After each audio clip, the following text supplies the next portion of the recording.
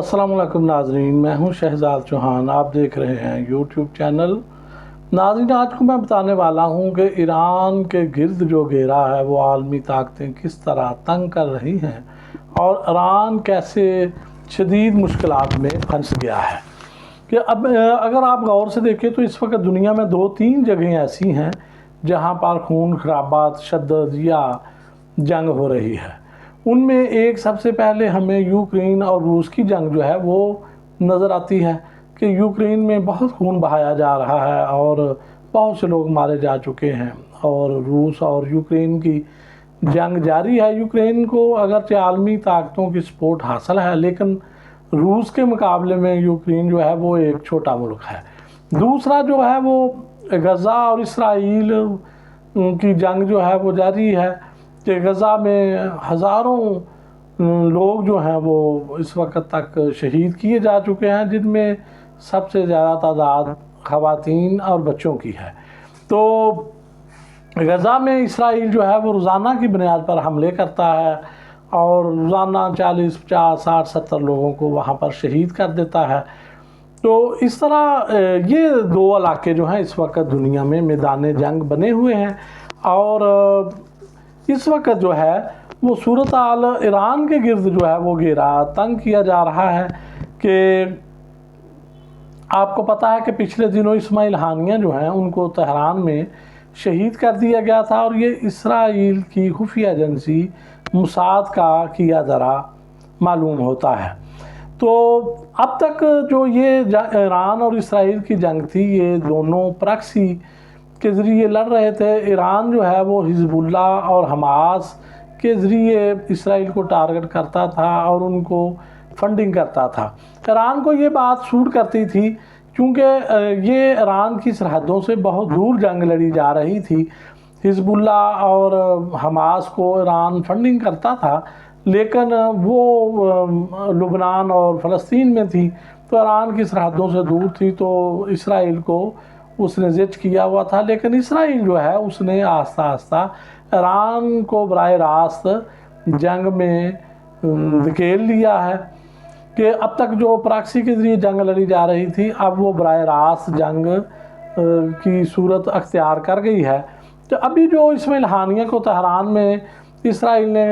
شہید کر کے پیغام دیا ہے، وہ بڑا واضح ہے کہ اب تک جو جنگ ایرانی سرحدوں سے بہت دور لڑی جا رہی تھی، وہ جنگ اب ایران کے اندر لڑی جائے گی۔ اس سے پہلے آپ کو پتہ ہے کہ دمشق میں جو ہے وہ ایرانی سفارت خانے پر اسرائیل نے حملہ کر کے تو درجنوں اہلکار جو تھے ایران کے ان کو شہید کر دیا تھا۔ تو اس کے بعد پھر ایران جو تھا عوامی دباؤ ایرانی قیادت پر آیا، تو ایران نے اسرائیل پر ڈرونز جو ہے وہ پھینکے، ڈرونز کے ذریعے اٹیک کیا۔ ان ڈرونز کو جو امریکہ، برطانیہ اور فرانس وغیرہ کی افواج ہیں انہوں نے راستے میں ہی تقریباً تباہ کر دیا تھا، لیکن چند ایک جو تھے وہ اسرائیلی فوج کے اڈوں پر جا کر گرے تھے،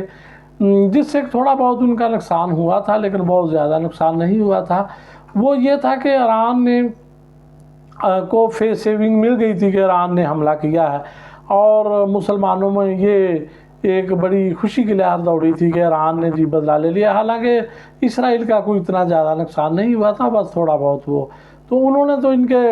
10-12 بندے جو تھے ایرانی، وہ دمشق میں آپ کو پتہ ہے کہ اسرائیل نے مار دیے تھے۔ تو اس وقت جو ہے اسرائیل کو پتہ ہے کہ عالمی طاقتیں اس کی پشت پر ہیں،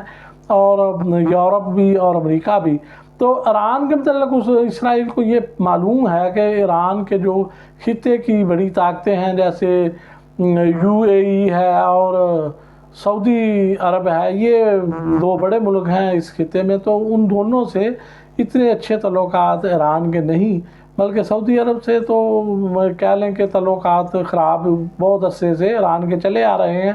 تو یہ صورتحال جو ہے وہ اسرائیل کو معلوم ہے کہ ایران کو کوئی سپورٹ حاصل نہیں، تو اس لیے ایران پر اب دباؤ، عوامی دباؤ ایرانی عوام کا قیادت پر بڑھ رہا ہے کہ ایران کوئی ایکشن لے، لیکن ایران اگر کوئی ایکشن لیتا ہے تو ایران براہ راست تو وہاں پر اسرائیل پر مار کر نہیں سکتا، کیونکہ پہلے بھی اس نے جب ڈرونز بھیجے تھے تو راستے میں کویت نے اپنی فضائی حدود بند کر دی تھی، اردن نے بھی بند کر دی تھی، ترکی نے بھی بند کر دی تھی، تو پھر اسرائیل پر کوئی میزائل وغیرہ اگر ایران داغتا بھی ہے تو کہاں سے داغے گا؟ ایران کا بھی اتنا بڑا نیٹ ورک تو نہیں کہ وہ سمندر کوئی عالمی طاقت ہے اور سمندر میں بحری بیڑا جا کر اتار دے گا، نہ اتنے وسائل ہیں ایران کے۔ تو ایران جو ہے وہ اس کی قیادت اس وقت پھنس گئی ہے۔ اگر جو نئی قیادت آئی ہے ایران کی، اگر وہ کوئی اسرائیل کے خلاف ایکشن نہیں لیتی تو اس سے عوامی دباؤ جو ہے اس پر بڑھے گا،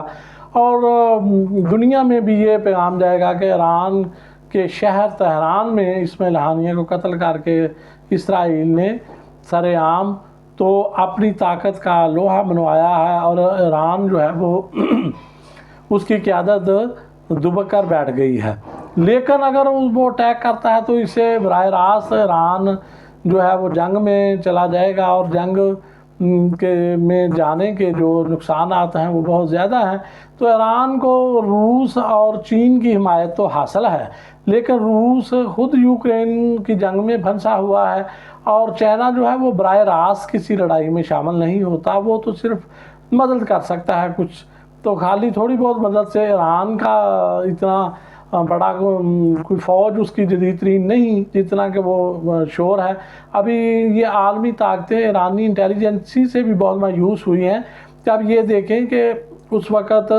بہت سی عالمی شخصیات تہران میں موجود تھیں، چونکہ جو نئے صدر ہیں ان کی علفبرداری تھی، تو ایرانی ایجنسی جو ہیں ان کو خبر ہی نہیں، بنک ہی نہیں پڑ سکی کہ اسماعیل ہانیہ پر اٹیک کیا جائے گا، حالانکہ اسماعیل ہانیہ جو ہیں وہ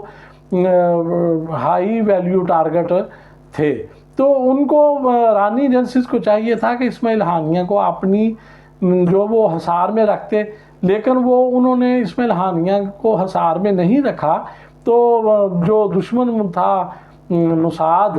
ایجنسی اس کو آسانی سے ٹارگٹ کرنے میں کامیاب ہو گئی۔ تو اس سے ایران کی جو دفاعی صلاحیت ہے اس کا بھی ایک پول کھلا ہے کہ اس کی ایجنسیز کی جو صلاحیت ہے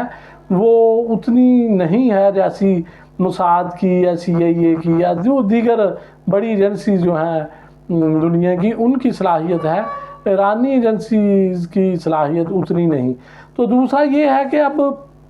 پہلے بھی ایران جو ہے وہ آپ کو پتا ہے کہ خاطر خواہ اسرائیل کو نقصان نہیں پہنچا سکا تھا، تو اب بھی امریکی صدر جو بائیڈن نے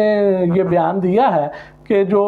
ایران نے یہ بڑک لگائی ہے یا کھلا چیلنج دیا ہے کہ ہم اسرائیل پر اٹیک کریں گے اور اس کو نقصان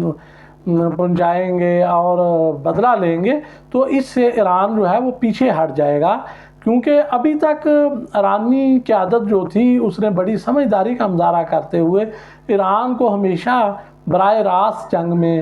دھکیلنے سے گریز کیا ہے اور اپنے ملک کو جنگ سے بچائے رکھا۔ لیکن اب دیکھیں کہ ایران پر بہت دباؤ ہے، عوامی بھی اور عالمی سطح پر بھی اس کی بڑی سبکی ہوئی ہے،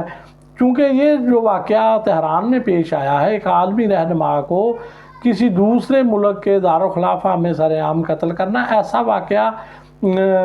ماضی قریب میں گزشتہ چند دہائیوں میں کہیں پر بھی کوئی نظر نہیں آتا، نہ کسی ملک نے ایسے کیا ہے۔ تو اسرائیل نے اسماعیل ہانیہ کو ادھر شہید کر کے تہران میں ایک کھلا پیغام دیا ہے کہ جو جنگ اب پراکسی کے ذریعے لڑ رہے تھے، اب آپ اس جنگ کو براہ راست لڑیں گے۔ تو اس طرح ایران جو ہے وہ پھنس گیا ہے بیچ میں کہ اب کیا کرے، ایران کے آگے کنواں ہے اور پیچھے کھائی ہے، وہ حساب بن گیا ہے۔ عالمی طاقتوں سے ٹکر لینا ایران کے لیے اتنا آسان نہیں، اور گزشتہ 2-3 دہائیوں سے ایران جو ہے آپ کو پتہ ہے ویسے بھی عالمی پابندیوں کا شکار ہے، تو اس کی معیشت بھی اتنی مضبوط نہیں۔ لیکن آنے والے دنوں میں دیکھتے ہیں کہ ایران کیا ایکشن لیتا ہے، لیکن فی الحال تو ایران پھنسا ہوا نظر آتا ہے۔ بہت شکریہ۔